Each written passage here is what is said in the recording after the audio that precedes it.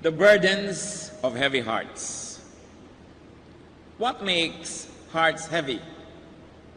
Ano po ba ang mga pampabigat ng loob? Ano ang mga nagpapabigat sa ating damdamin? Even Moses, a very outstanding servant of God, once prayed, "Put me to death right now." Humihingi ng kamatayan si Moses. Elijah prayed that he might die. "I have had enough, Lord," he said. "Take my life." At kung ito po mga leader na ito, mga prophets na ito, mga hinirang ng Diyos na maging lingkod niya, ay dumarating doon sa nasusukol, nahihirapan na parang hindi na nila kaya at hinihingi pa ang kamatayan, sino pa kaya tayo para hindi matukso, hindi madaya na dumating sa mga ganyang panghihina ng loob?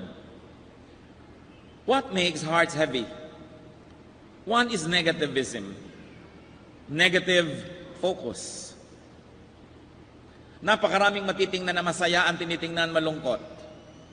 Napakaraming pwedeng ipagdiwang na kabutihan ng Diyos ang tinitingnan yung kulang. Napakaraming kalakasan na dapat ipagpasalamat, walang iniisip kundi yung kanyang sakit. Napakaraming taong nagmamahal, ang iniisip ay yung umalis at tumalikod at nagtaksil. Negative focus.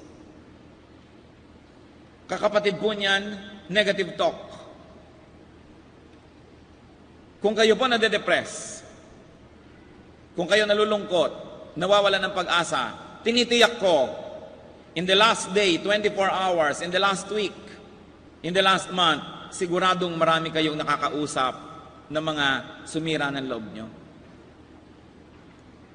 Pag ina-analyze po natin yung mga taong gusto magpakamatay, yung nawawalan ng pag-asa, may common denominator. People who lose hope, people who like to end their lives, have been talking with negative people. Yung kinakausap sila, puro na lang lungkot ng buhay ang topic. Puro na lamang yung mga masagwa at masakit at mahirap ang binibigyan ng pansin. Kung kayo man po nasa ganitong kalagayan at nalulungkot kayo, analyzein ninyo. Siguradong may nakakausap kayo nagagatong ng kalungkutan ninyo. Nalalo pa kayong pinapalungkot. Silang mga walang pag-asa, inaalisan kayo ng pag-asa. Yung mga hiwalay sa asawa, pinipilit din kayong magalit sa asawa nyo at hiwalayan nyo rin ang asawa nyo. Yung mga hindi kasundo ang kanilang magulang, kinukumbinsi ang kapwa kabataan na iwan ng magulang at maging isang alibughang anak. Yung mga bigo, pinipilit niya kayong bigoin din. Yung mga nalulungkot, idinadamay kayo sa mga lungkot nila. Negative focus and negative talk. And part of that, of course, what makes heavy hearts? Exaggeration. Negative generalization. Tulad po sa 1 Kings 19:10 up to 14, ito pong si Elijah na napakamakapangyarihang propeta. He replied, "I have been very zealous for the Lord God Almighty.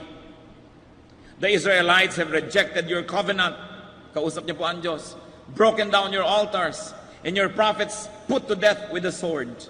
I am the only one left, and now they are trying to kill me too."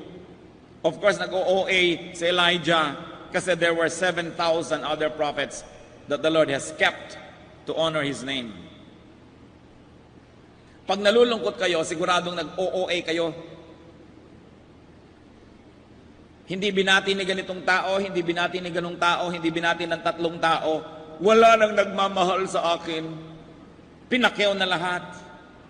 Sumakit ang ulo, sumakit ang tiyan, sumakit ang panga ng sabay-sabay. Mamamatay na ako, wala na akong kalusugan.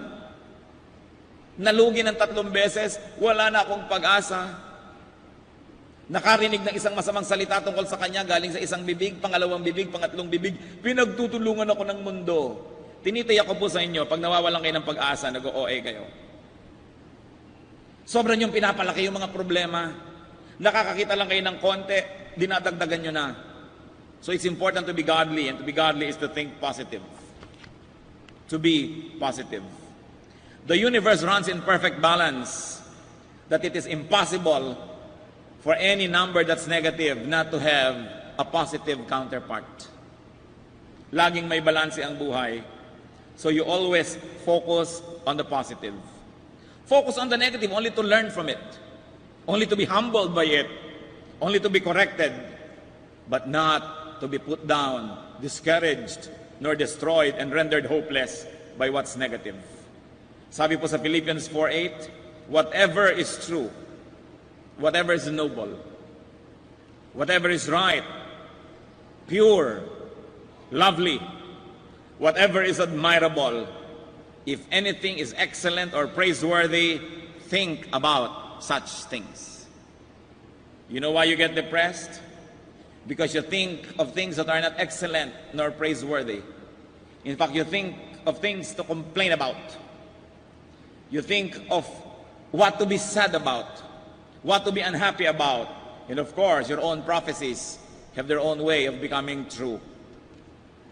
Kaya sabi, kung hindi yan nakakagaan ng loob, kung hindi yan nakakabigay ng pag-asa, kung hindi nakakatuwa, huwag niyong pag-ubusan ng panahon. Isipin niyo lang at pag-usapan para matuto, para maituwid, pero huwag laging yan ang inyong topic. Marami mga empleyado tuwing nakikita-kita pag nagkakape, walang pinag-isapan kundi yung problema nila sa boss nila, problema nila sa kumpanya nila, kaya tuloy akala mo wala nang mabuti.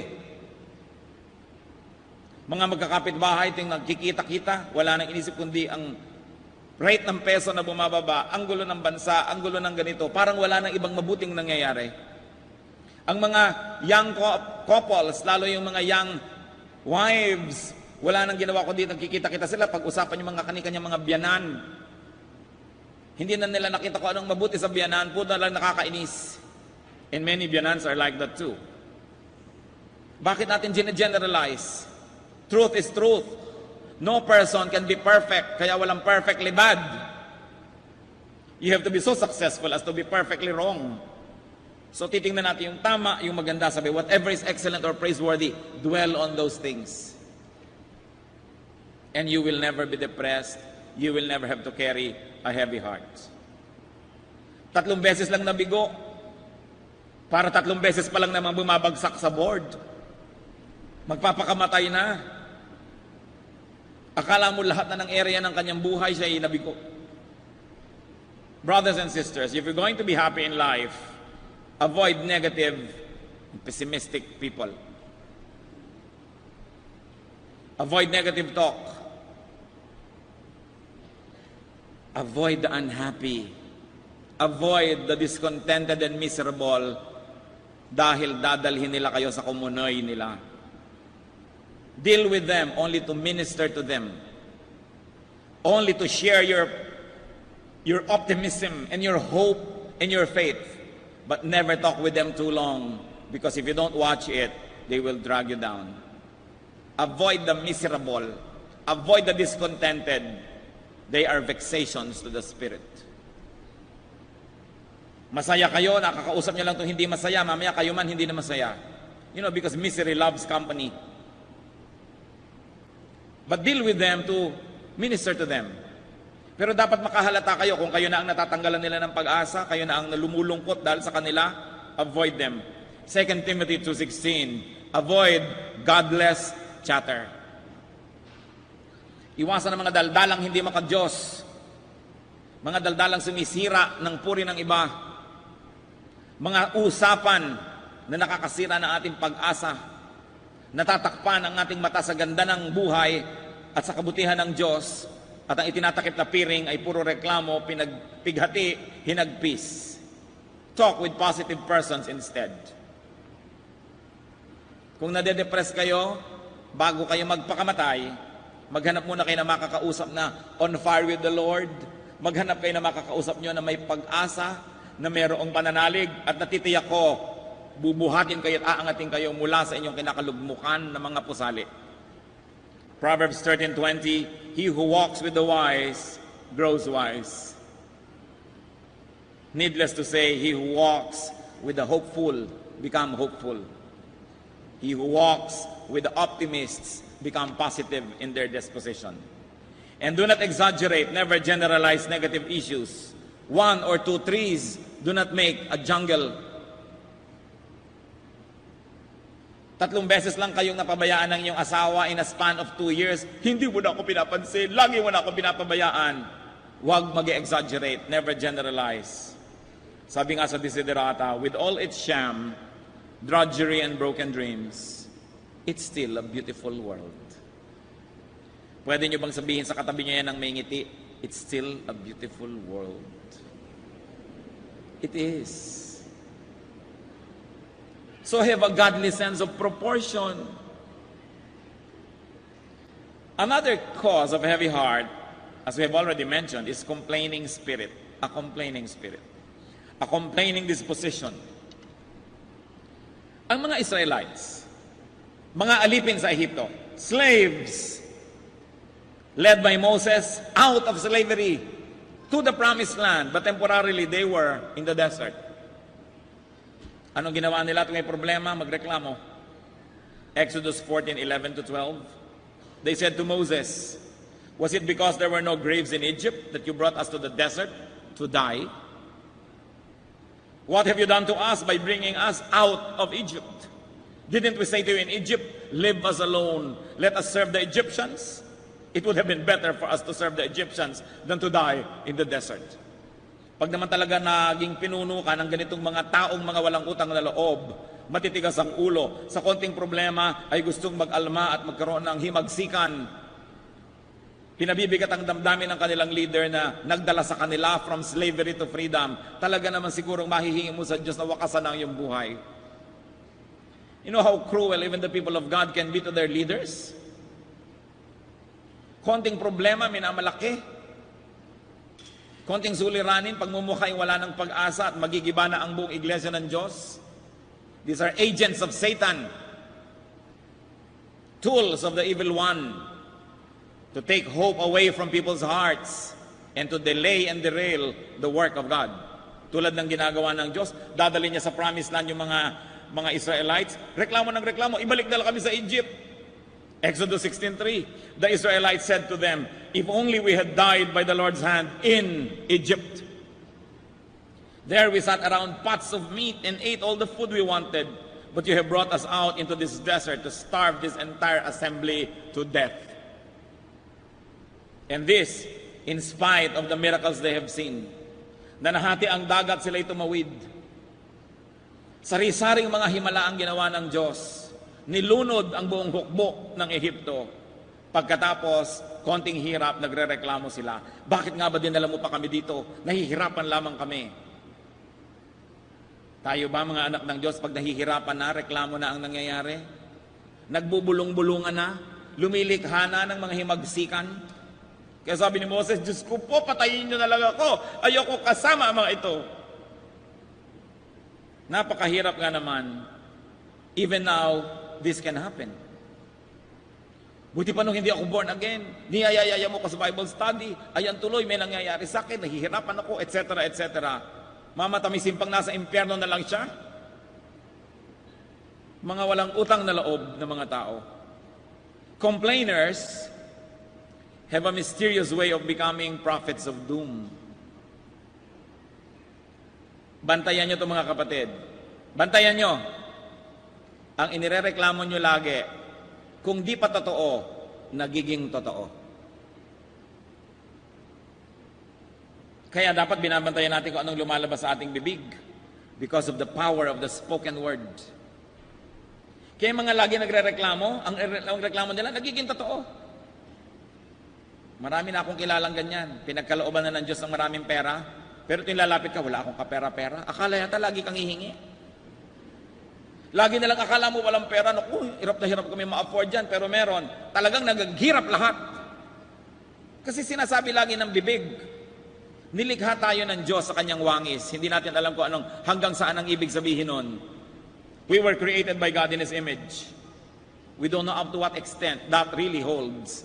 But when God speaks, God says, "Let there be light," there is light. When the Lord says, "Walk," the lame walk. When the people of God who are created in His image talk, expect that there is power in what you say. Kaya kung lagi mo sinasabi negative, itong anak ko na to, matigas ang ulo, talagang tumitigas na ang ulo. Subukan ninyo, sinasabi nyo, itong anak ko na to, mabait siya, naghuhugas siya ng plato, talagang bukas naghuhugas na yan ng plato. Nagiging totoo. Kaya yung mga asawang walang ginawa kundi ireklamo yung asawa nila sa iba, lalong nagiging totoo ang mga reklamo. Ba't nyo baligtarin? Kung hindi pa nagbabago yung mga pangyayari, ang baguhin nyo yung mga sinasabi ng bibig nyo at maaring yun ang bumaligtad sa mga pangyayari. because of the power of the spoken word. Proverbs 18:21, the tongue has the power of life and death. Hindi ba? I challenge you, brothers and sisters, analyze your past. The top 5 deep lonelinesses of your hearts, the top 5 pains came from the mouth of people. May sinabing masakit, sinumbatan ka, ininsulto ka, nilait ka, whatever. Because the deepest wounds of the heart are inflicted by the tongue. That's how powerful the tongue is. But the greatest comforts also come from the tongue. Masabihan ka lang ng ang ganda-ganda mo naman, talagang nakangiti ka maghapon. Kahit mahulog ka sa elevator, maipit ka ng escalator, nakangiti ka dahil nasabihan kang ang ganda-ganda mo. The power of the spoken words. But when you are negative, you know what you do? You darken your world. And remember this, negative people are not contented being negative by themselves. Idadamay at idadamay kanila. Proverbs 10:19, when words are many, sin is not absent. But he who holds his tongue is wise. And Matthew 12:36, but I tell you that men will have to give an account on the day of judgment for every careless word that they have spoken. So pag nagsasalita tayo, nakakapagbibigat ba tayo ng loob ng kapwa? O nakakapagpagaan? Nagpapadilim ba tayo o nagpapaliwanag ng mundo nila? Lumalakas ba o humihina ang kanilang loob? We have to encourage one another. If you have no encouragement to say, shut up. The only time it's acceptable to say something sad or something painful is when you sincerely like to correct someone out of love. That's the only time. Another cause of a heavy heart is fatigue. Pagod. Overloading. Kaya nakita nyo yung si Elijah nung gusto nang mamatay, pagod na pagod eh. Si Moses nung gusto nang mamatay, pagod na pagod. That's why it is important, people of God, to rest. Rest. Rest is a holy activity. Because when you are not rested, it is easy for you to commit sin. It is easy to be deceived. And it is easy to be a horrible presence around. Kaya, napakabait ng Diyos. Saan kayo hahanap ng Diyos ng isa sa 10 utos ay pahinga? Magpahinga kayo. Utos. Exodus 20:8-11, remember the Sabbath day by keeping it holy. 6 days you shall labor and do all your work. But the 7th day is a Sabbath to the Lord our God. On it you shall not do any work. For in 6 days the Lord made the heavens and the earth, the sea, and all that is in them. But he rested on the 7th day. Therefore, the Lord blessed the Sabbath day and made it holy. To rest is to be blessed. Restfulness is blessedness. Tingnan niyo si Elijah, propeta, napakamakapangyarihan. Pag nanalangin hindi uulan, hindi uulan. Pag nanalangin umulan, uulan. Pag sinabing uulan ng apoy, umuulan ng apoy. Pero ano nangyari sa kanya? Na-depressed din. 1 Kings 19:3-8. Elijah was afraid and ran for his life. When he came to Beersheba in Judah, he left his servant there, while he himself went a day's journey into the desert. Matapos ang kanyang pagtakbo, na sumunod lang sa napakaraming araw ng hirap, isang araw pa uling naglakad patungo sa disyerto. He came to a broom tree, sat down under it, and prayed that he might die. I have had enough, Lord, he said. Take my life. I am no better than my ancestors. Then he lay down under the tree and fell asleep. All at once an angel touched him and said, "Get up and eat." He looked around, and there by his head was a cake of bread baked over hot coals and a jar of water. He ate and drank and lay down again. The angel of the Lord came back a second time and touched him and said, "Get up and eat, for the journey is too much for you." So he got up and ate and drank. Strengthened by that food, he traveled 40 days and 40 nights until he reached Horeb, the mountain of God. You see?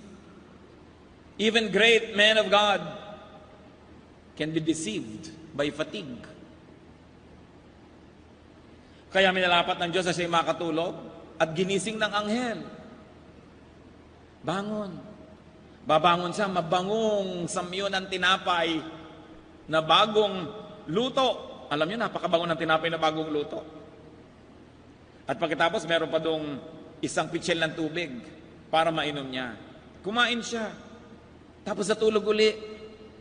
Matapos na naman ng kung ilang oras ang tulog, ginising uli ng anghel. Kain uli. Kumain na naman, uminom, nagpahinga na naman. At nung bumangon muli, naglakbay ng 40 araw. Lumakas. Rest and food do wonders. Food is a gift from God to be enjoyed. No? Not a curse to be avoided. Kaya gusto kong patamaan ng kidlat yung mga nagda-diet. Maghahain ka, naku, huwag mong iharap sa akin yan. Akala mo hinarapan mo ng basura.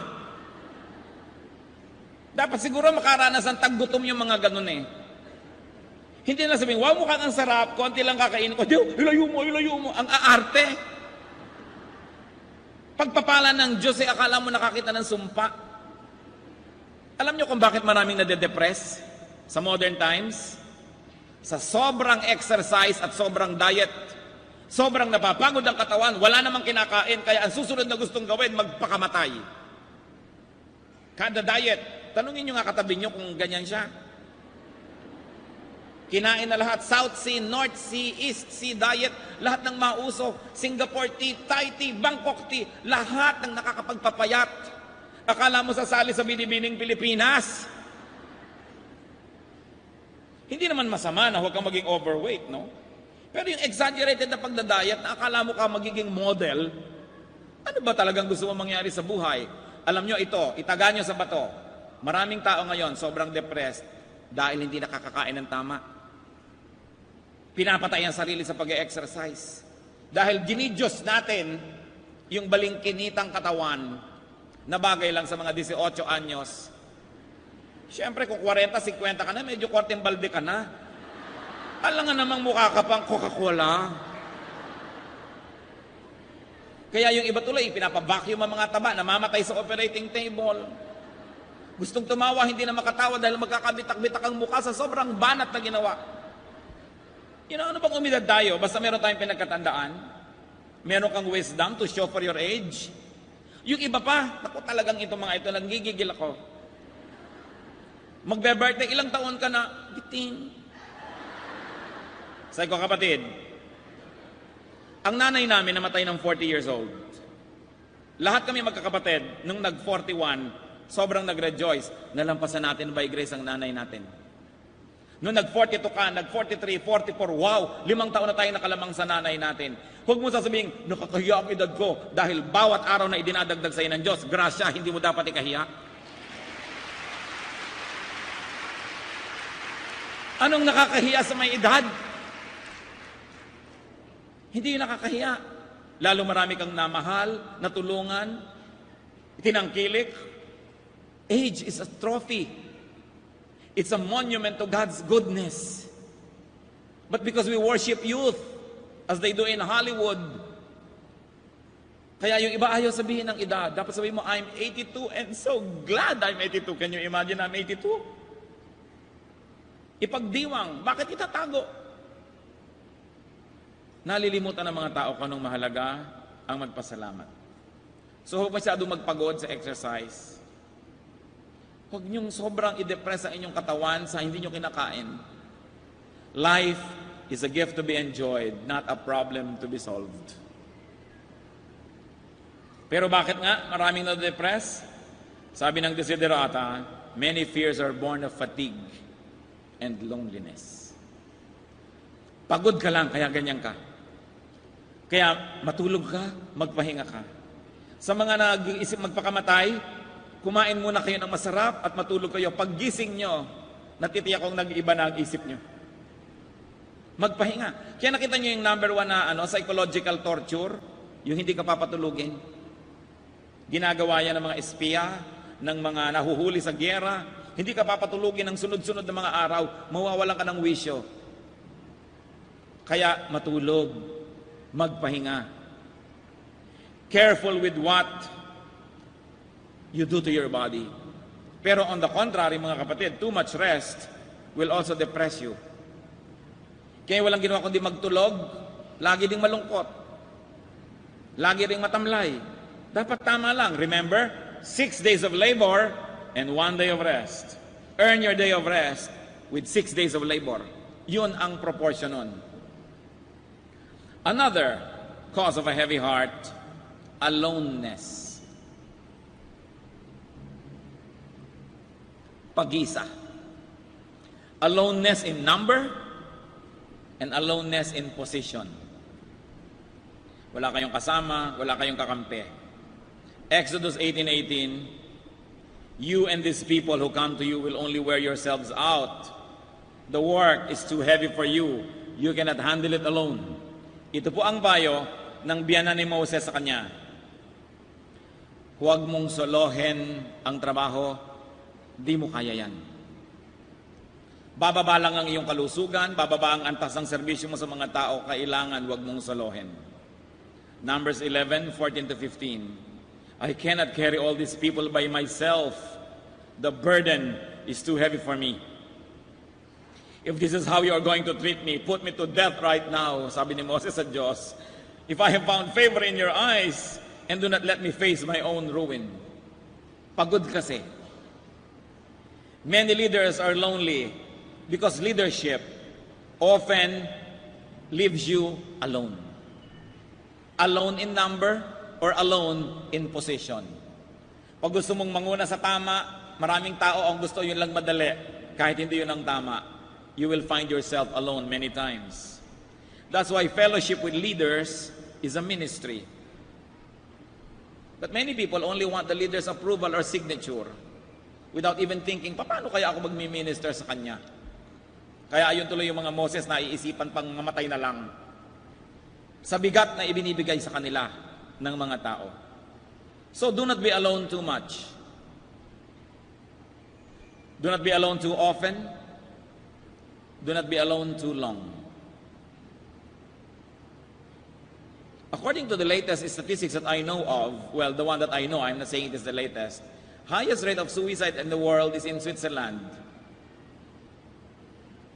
Mga nasa top 5, Switzerland, Germany, United States, Japan, Singapore, Hong Kong. You'll wonder why these countries are very, very prosperous. You know why? Because prosperity enables people to be alone. They can have their own rooms, their own houses, their own flats, their own cars. They own everything. Inevitably, they are alone too long, too often, and too much. That's why the highest rates of suicide, at least in cold countries, is during winter. Because that's when being alone is maximized. Because the weather discourages you from going out and socializing. People are always indoors.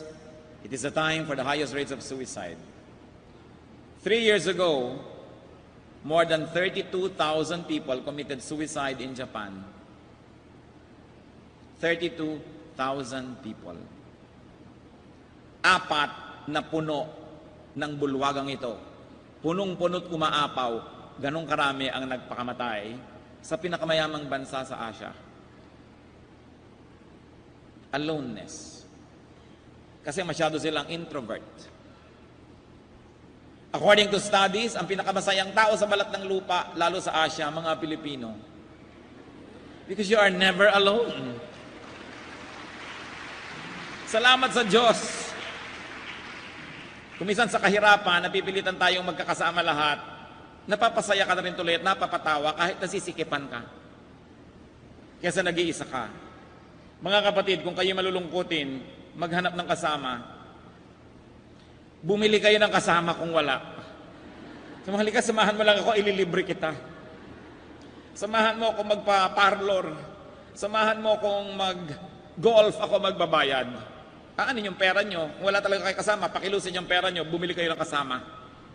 Diba? Kesa nag-iisa kayo. Gusto nyo mag-around the world, nag-iisa naman kayo, malaking problema. Ilibre nyo kahit sino, hindi may kasama kayo. Hindi naman kayo kayang patawanin ng pera. Bumili kayo ng kaligayahan, basta huwag masama. Alam niya ni Lord. Kaya nung ipinadala niya ang kanyang mga disipulo sa misyon, Mark 6:7, calling the 12 to Him, He sent them out, read church, 2 by 2. Nung ipadala niya ang mga misyonero, dala-dalawa. Sabi, para hindi malungkot. Ecclesiastes 4:12, though one may be overpowered, two can defend themselves. A cord of 3 strands is not quickly broken. Ang solusyon sa mga kalungkutan at bigat ng buhay, positive fellowship.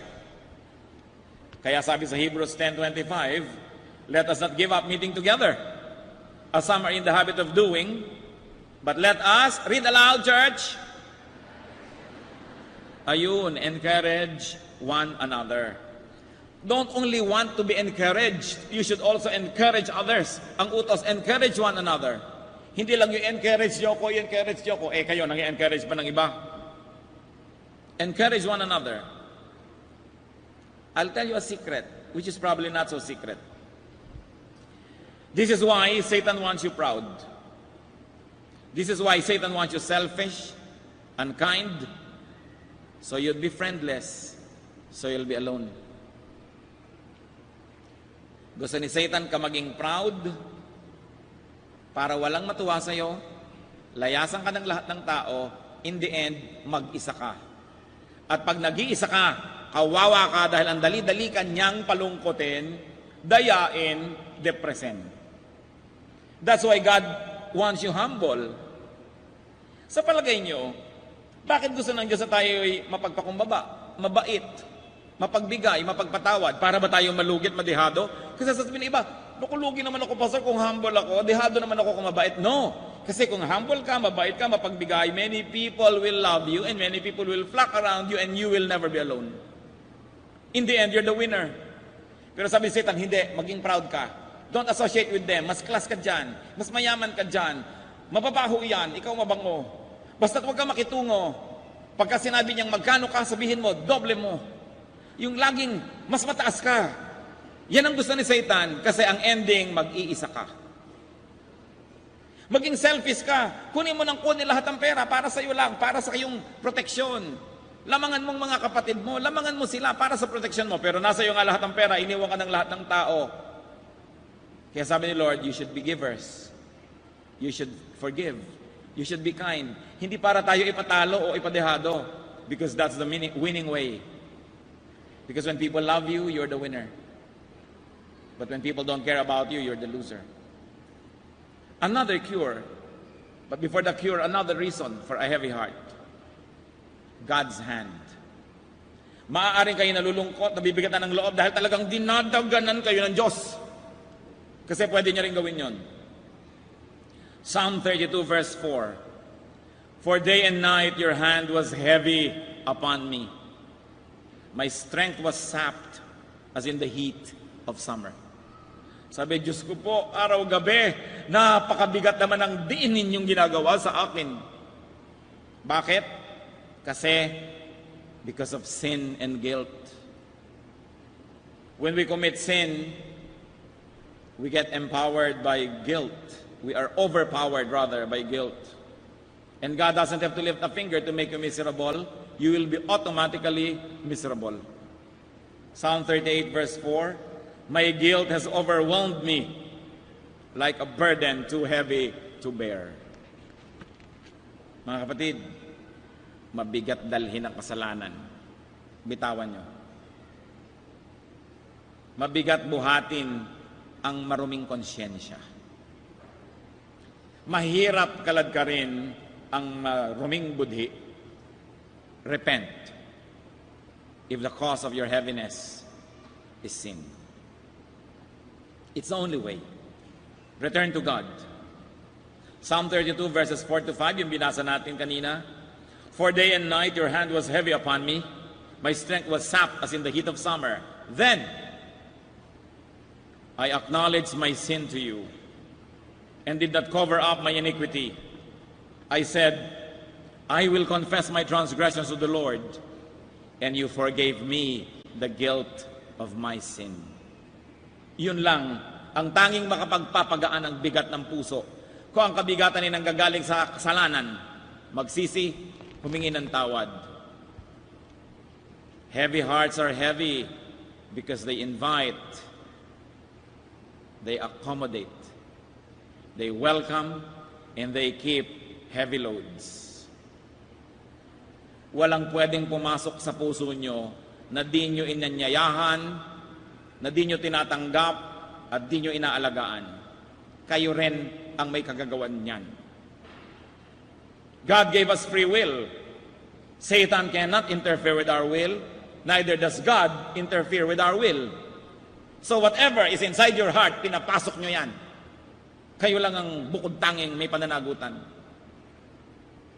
We are the author of our many miseries and sorrows. When you look at the pottery of your misery, you will probably find your name inscripted on it as the manufacturer. Pagaanin ng puso, pagaanin ng kalooban, pagaanin ng damdamin. What do you do? Focus on the positive. Huwag mag-OA, huwag magdrama. Yung konting lungkot, huwag padamihin. Yung konting reklamo, huwag i-generalize. Psalm 27 verse 13, I am still confident of this. I will see the goodness of the Lord when in the land of the living. Sabi, makikita ko pang kabutihan ng Diyos dito sa buhay na ito. Huwag mo sabihin sa akin, magtiis ka sa kabilang buhay, may pag-asa. Sabi, sa buhay na ito, dito mismo, makikita ko ang kabutihan ng Diyos.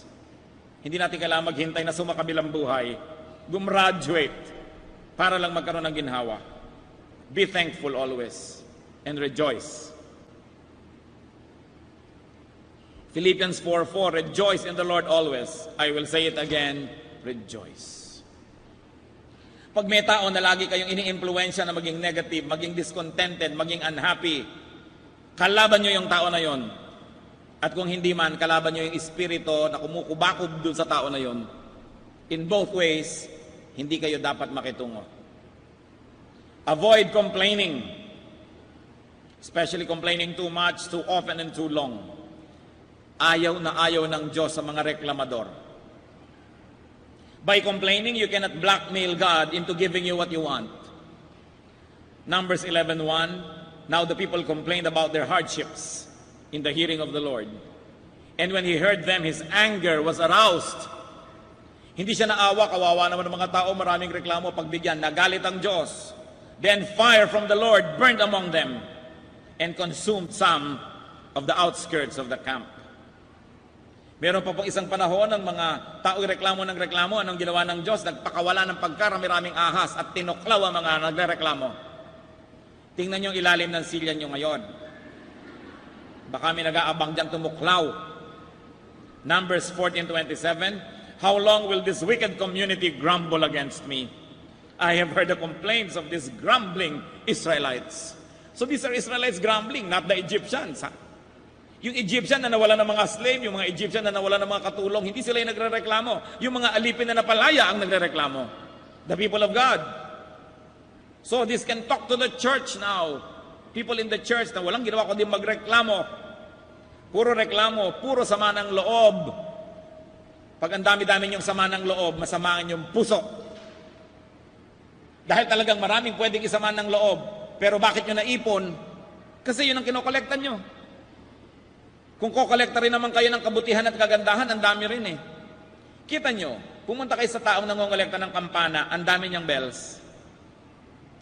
Kasi yun ang hinahanap niya kahit saan siya magpunta. Yung nangongolekta ng orchid, ang daming orchids. Kasi yun ang hinahanap niya. Kaya ito, sinasabi ko sa inyo mga kapatid, pag marami kayong reklamo, kasi yan ang hinahanap nyo. Huwag nyo sisihin ang mundo. Huwag nyo sisihin ang daigdig. Ang mga tao sa paligid nyo, you collect what you like to collect. So look into your hearts, and you should realize what the contents are. Because the contents of your hearts are what you like to put in there. Don't blame anybody. You have only yourself to blame.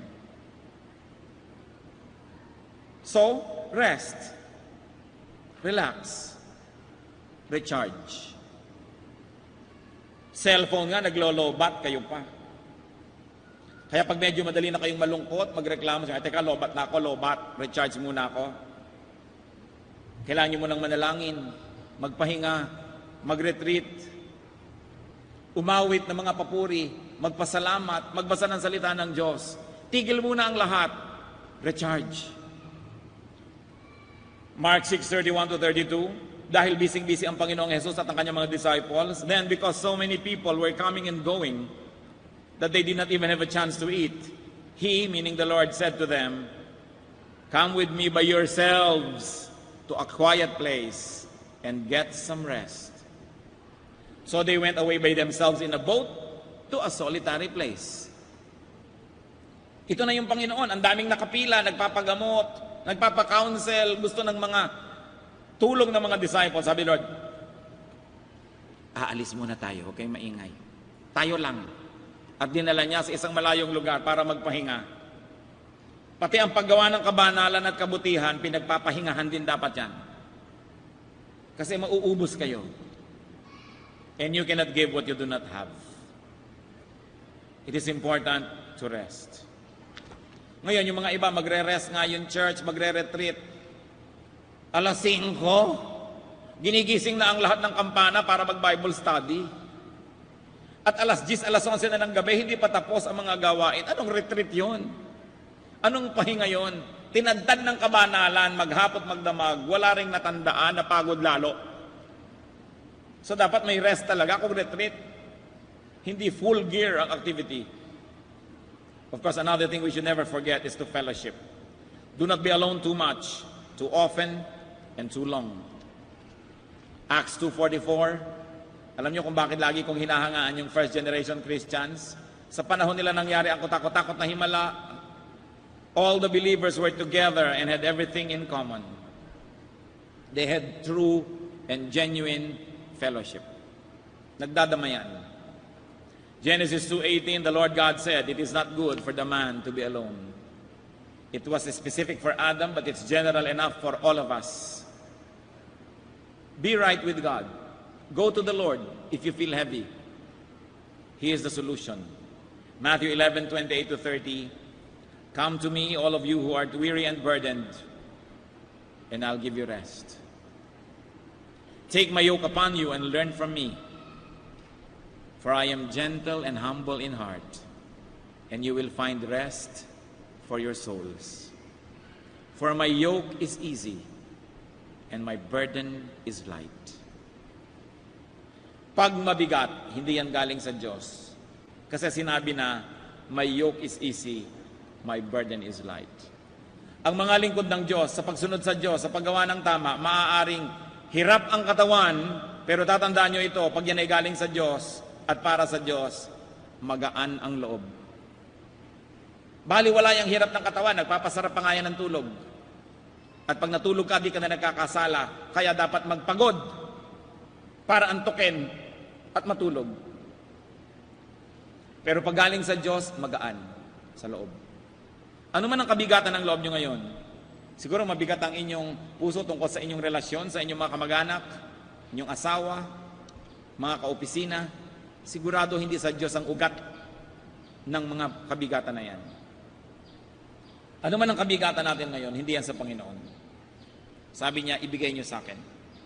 Ibigay niyo sa akin ang gumaan kayo. Pinasan ko na ang krus. Dala dun ang lahat ng kabigatan na yan.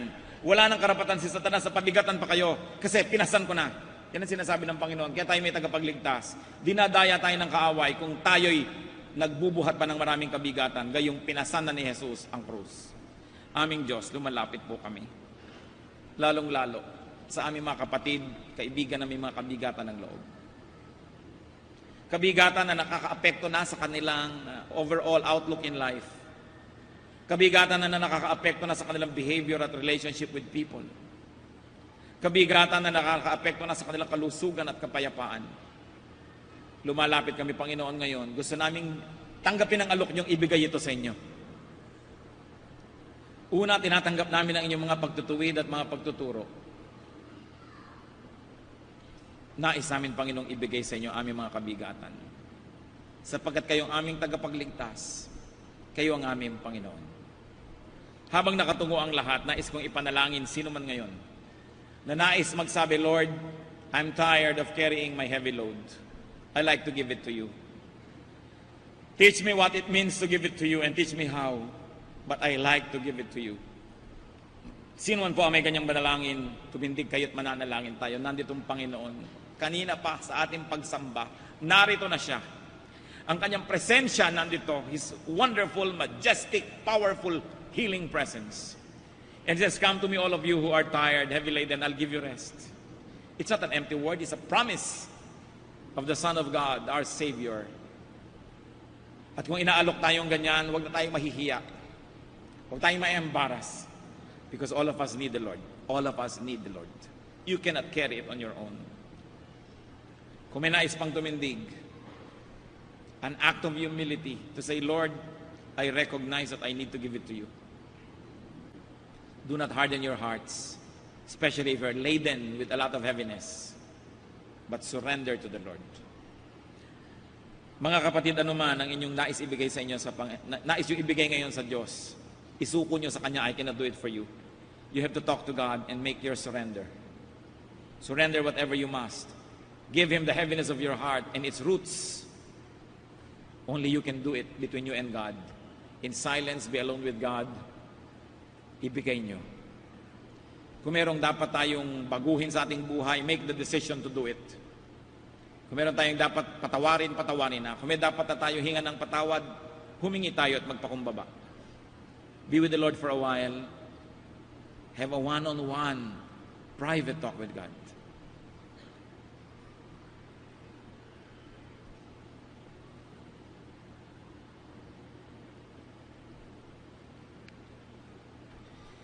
Salamat, Panginoon, maaari po kaming lumapit sa inyo. Ipatawad nyo ang mga inihingi ng tawad ng iyong mga anak. Patawarin mo kami sa aming mga kalikuan, mga kasalanan, kayabangan. Patawarin mo kami sa aming mga maiitim at masasamang balak. Patawarin mo kami, Lord, kung hindi lang kami kontento na maging discontented, but we try to influence others to be discontented along with us. Na sa pagbulusok namin at pagbabago sa pa namin maghila ng iba, ipatawad mo, Panginoon. Restore your people. Take away the burdens. It is for these tears, it is for this load, Lord Jesus, that you died. Satan has no right to continue to deprive us of peace and well-being because you, O Lord Jesus, already died for our load. We give it to you. Ibigay niyo sa Panginoong Jesus ang inyong mga dalahin. Hingin ninyo na ipaliwanag niya kung paano ito ginagawa at paano ito patuloy na gagawin. Let your spirit commune with the Spirit of God. Beyond words, receive God's blessing. Continue to be in the presence of the Lord.